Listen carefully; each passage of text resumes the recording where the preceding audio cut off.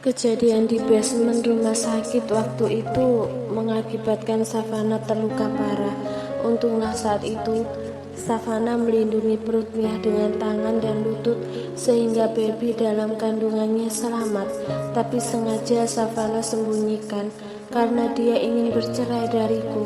Aku dan Savana pernah membuat perjanjian, seandainya dia hamil, di antara kami tidak ada kata cerai. Setidaknya sampai anak itu lahir. Abian termenung, rasa bersalah kembali menggelayut di hatinya. "Pak," Arsen menepuk bahu Abian. "Aku tahu Papa salah, tapi sudah ya Pak. Papa jangan terus-menerus menyalahkan diri Papa. Kabar ini kabar baik. Jangan justru setelah mendengar kabar ini Papa jadi down. Papa harus lebih bersemangat. Gunakan kesempatan ini untuk memperbaiki kesalahan Papa. Papa bisa mencoba untuk meminta maaf secara langsung." "Iya, tapi jangan sekarang," sanggah Helen. "Aku perhatikan ekspresi Savana tadi. Dia masih kelihatan takut bertemu kamu. Aku tidak mau Savana jadi stres gara-gara mengingat kejadian dulu." "Mas, sabar dong." Anthony mengusap lengan istrinya. "Gimana Mama bisa sabar, Pak? Ini masalah genting. Mama nggak mau kandungan Savana kenapa-napa. Mama nggak mau kehilangan cucu Mama lagi." Helen berkaca-kaca. "Iya Ma, Papa juga." Helen mengambil hasil cetak USG di dalam kotak kado yang ditinggalkan Azam tadi. Dipandanginya hasil USG itu dengan penuh haru. "Ini beneran kembar 3 Dario?" "Iya Ma." Helen kembali berkaca-kaca. Tak tergambarkan betapa bahagianya dia sekarang.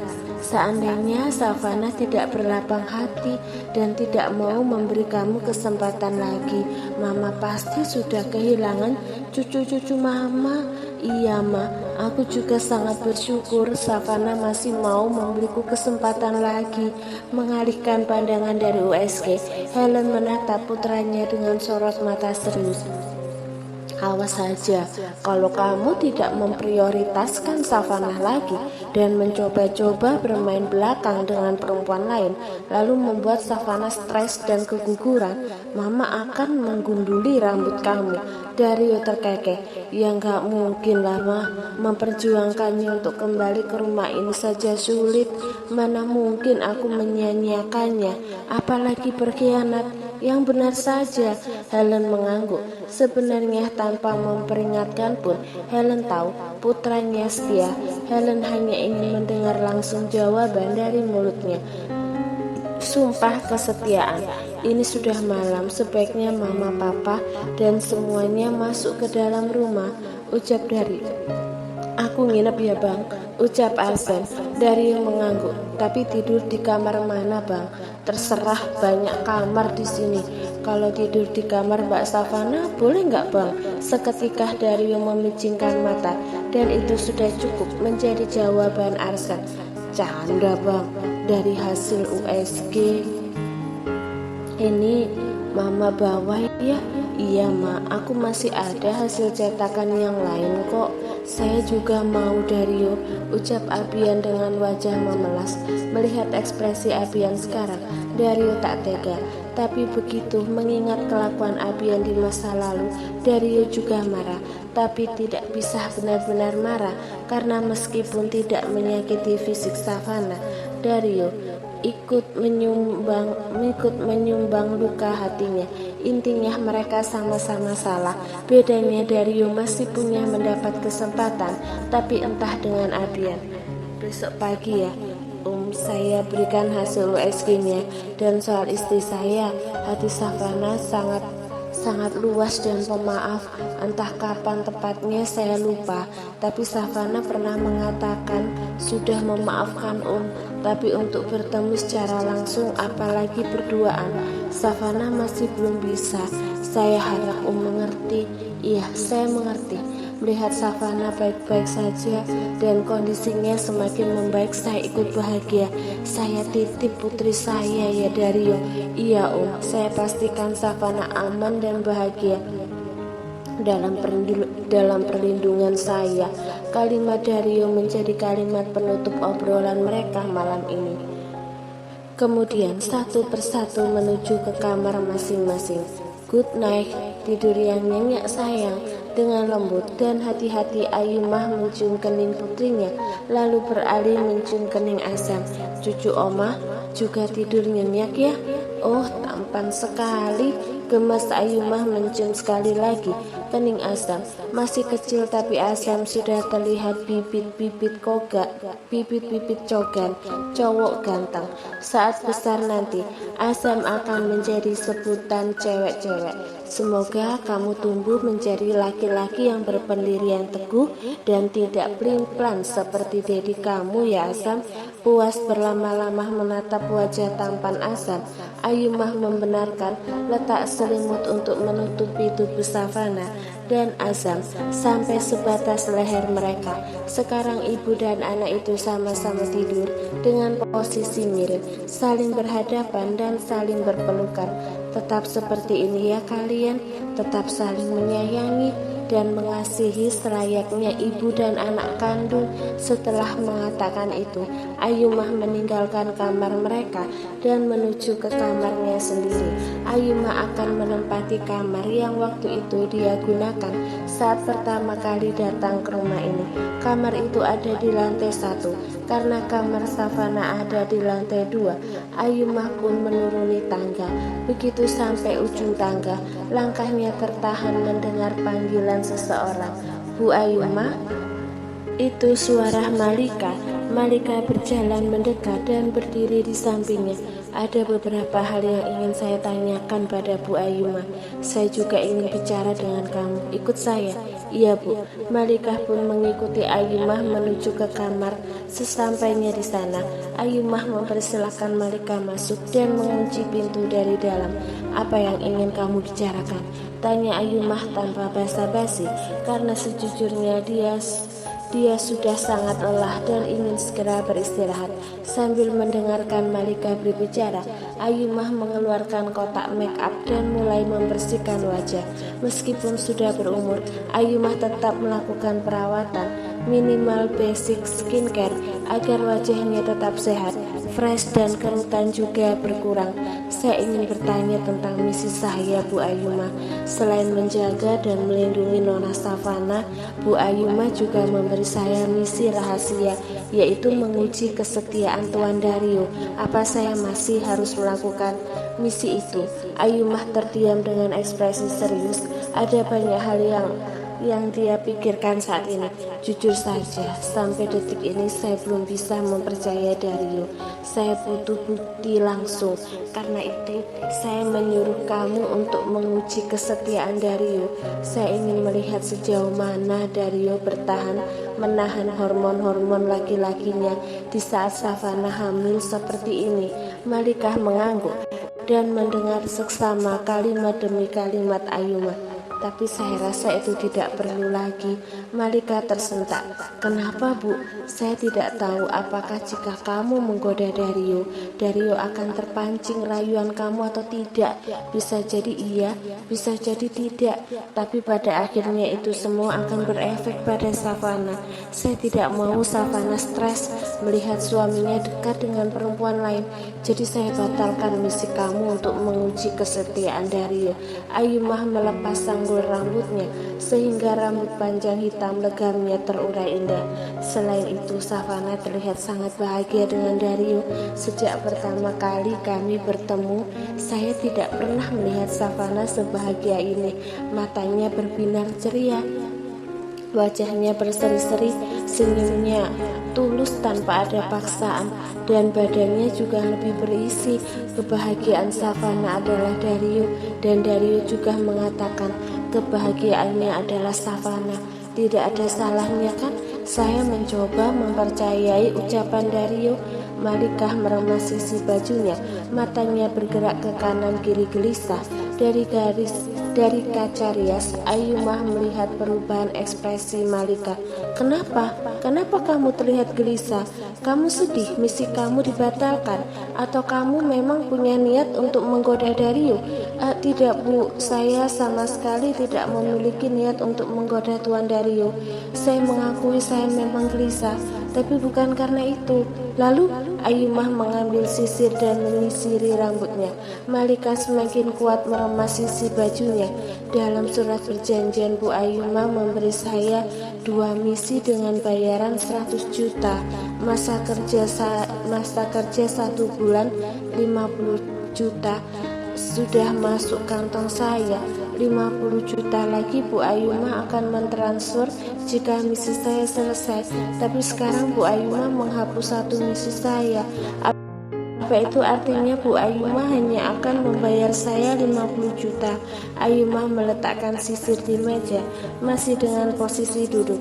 Ayumah memutar tubuhnya dan menatap pada Malika. Tidak, saya akan tetap membayar kamu. Saya justru ingin menambah masa kerja kamu, setidaknya sampai Savana melahirkan. Benarkah Bu? Benarkah Bu Ayumah? Ayumah mengangguk. Kamu butuh uang. Iya Bu, saya membutuhkan banyak uang untuk suatu hal. Ayumah mengangguk saja. Tidak perlu bertanya karena bukan urusannya. Itu urusan pribadi Malika. Untuk sekarang saya ingin fokus mencari tanggal yang tepat untuk mengumumkan Savana putri saya. Saya ingin semua orang tahu Savana keluarga Barak, terutama keluarga Dario, agar mereka tidak seenaknya merendahkan putri saya. Iya Bu Ayumah, saya akan mendukung ide itu. Ayumah menghela nafas berat. Ya sudah, kamu kembali ke kamar kamu. Sekarang tugas kamu melindungi Savana. Sebagai ganti misi kedua, kamu awasi saja Dario. Kalau ada yang mencurigakan atau gelagatnya terlihat aneh, langsung kabari saya. Apalagi kalau ada tanda-tanda Dario dekat dengan perempuan lain, segera cari tahu tentang perempuan itu dan laporkan pada saya. Baik Bu Ayumah, saya permisi. Setelah mendapat anggukan Ayumah, Malika bergegas meninggalkan kamar. Morning Bu Mil. Masih dengan mata terpejam, Savana tersenyum mendengar suara merdu itu membisik di telinganya. Morning. Savana merenggangkan tangan sambil mengeluarkan suara khas orang bangun tidur, dan suara itu terdengar sangat cantik di telinga Dario. Setelah meregangkan tangan, Savana merapatkan dan mendusel-duselkan gemas, mencari posisi nyaman dalam pelukan suaminya, kemudian memejamkan mata lagi. Entah jam berapa sekarang, tapi rasanya Savana masih enggan beranjak. Magnet kasur ini begitu kuat, atau mungkin magnet laki-laki tampan di sampingnya ini yang lebih kuat. Intinya Savana masih ingin di sini, di posisi ini, masuk ke dalam rengkuhan suaminya. Asa mana Mas? Semalam dia di sini udah bangun duluan, katanya mau buatin susu buat mami. Manis sekali putra kita. Iya, tapi dadinya jauh lebih manis kan? Savana tersenyum, tidak menanggapi, tapi menyetujui dalam hati.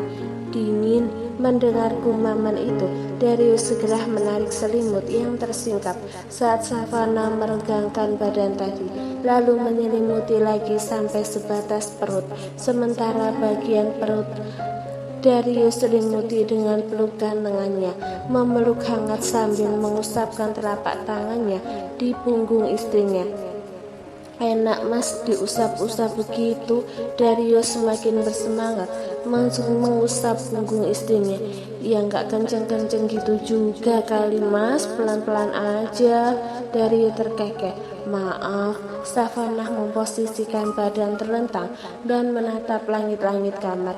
Dario memindahkan tangan di perut istrinya yang agak membuncit, lalu mengusap dengan gerakan melingkar. Sekarang Savana memakai piyama warna merah, atas pendek dan celana pendek. Dario menyingkap sampai ke atas tepat.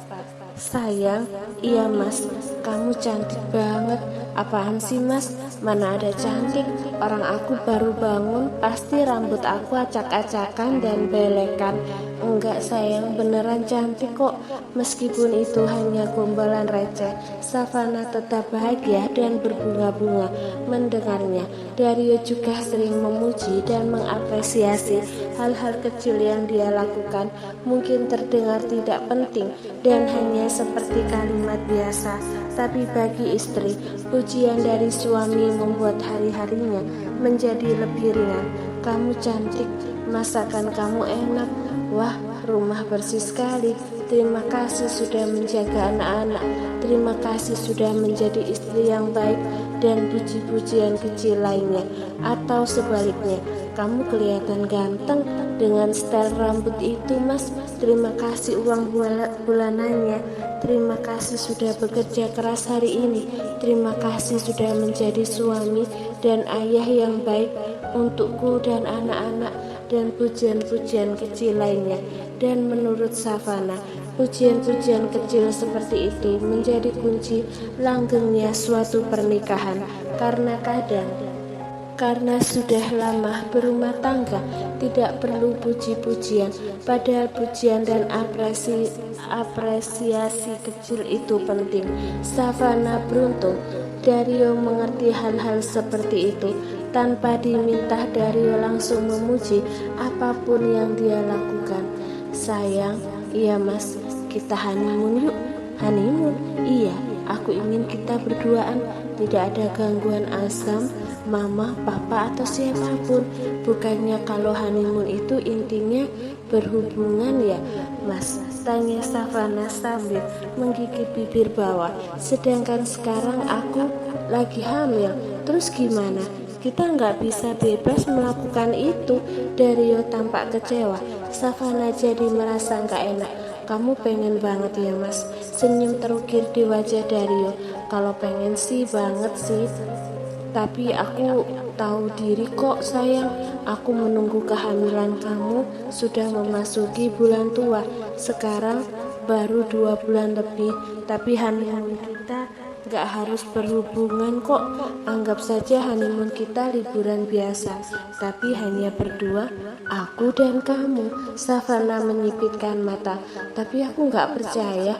Pasti kalau kita berduaan, kamu langsung menyerangku. Dario tertawa lalu mencuri kecupan di pipi istrinya. Tahu aja, soalnya kamu lezat banget sayang bawaannya. Kalau lihat kamu pengen makan kamu.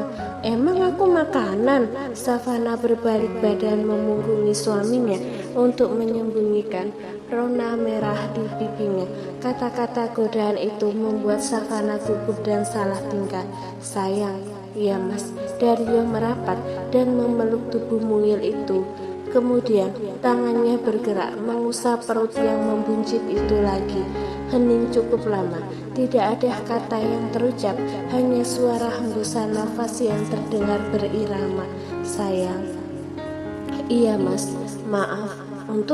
Untuk hari itu aku mabuk dan melakukannya tanpa pemanasan. Aku tidak sadar karena dalam pengaruh alkohol. Aku benar-benar minta maaf sudah menyakitimu hari itu. Sejujurnya malam itu memang menyakitkan Mas. Aku kecewa. Malam pertama yang aku nantikan tidak seperti yang aku bayangkan. Kamu merenggut kegadisanku dengan cara yang sangat jahat.